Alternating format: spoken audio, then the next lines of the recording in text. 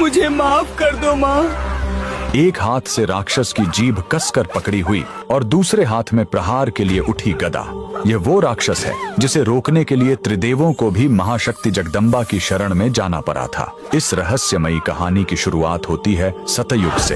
एक खूंखार राक्षस था मदनासुर। उसने घोर तपस्या करके सृष्टि के रचयिता ब्रह्मदेव से वाक सिद्धि का वरदान पा लिया। इसका सीधा सा मतलब था कि उस राक्षस के मुंह से निकली हुई हर बात सच हो जाए। इस वरदान का फायदा उठाकर उसने पूरी दुनिया में तबाही मचानी शुरू कर दी। जब पूरी सृष्टि पर प्रलय का खतरा मंडराने लगा, तब जगत के पालनहार भगवान विष्णु ने उसे रोकने का फैसला किया।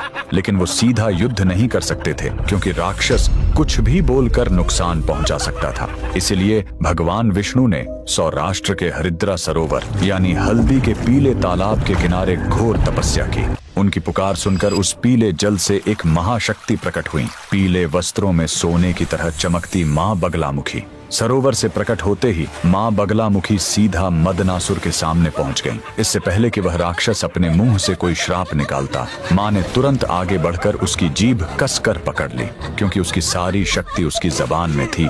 जीभ पकड़ते ही उसकी शक्ति खत्म हो गई और वो कुछ भी नहीं बोल पाया। जैसे ही देवी ने उस पर वार करने के लिए अपनी गदा उठाई, राक्षस ने मन ही मन माँ से माफी मांगी। माँ ने उसे जीवन दान तो दिया, लेकिन हमेशा के लिए उसकी बोलती बंद कर दी। साथ ही उसे वरदान दिया कि संसार में जहाँ भी मेरी पूजा होगी, वहाँ मेरे चरणों में तुम्हारी भी उपस्थिति रहेगी। तो कमेंट में पूरे विश्वास के साथ लिखें, जय माँ बगलामुखी।